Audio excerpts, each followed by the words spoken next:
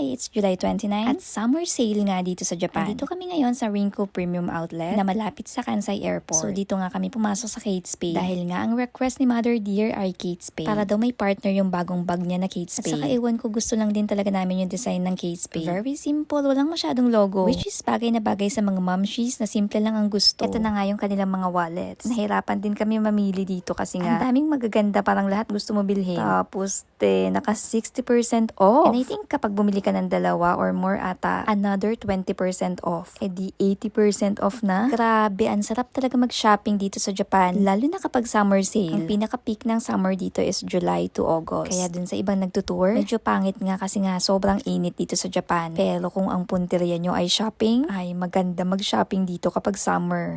Sarado na, kayo na last. Sarado na, bibilin nyo ba lahat? Ay, doon pa talaga, social. O diba, yung binili namin ayaw pa ibigay. Syempre, social yarn. Ihahatid pa sa labas at yuyuko pa hanggat sa hindi ka na makita. Ay, sana all. Ang sweet naman. Ito nga palang drawstring na backpack ni Mamshi. Nabili namin yan kanina sa Skechers. Ang lala din ng sale doon. Sobrang ganda ng shoes na nabili. Bagay sa kanya. At first time ko nakakita ng ganong Skechers na design. See you in my next. Bye!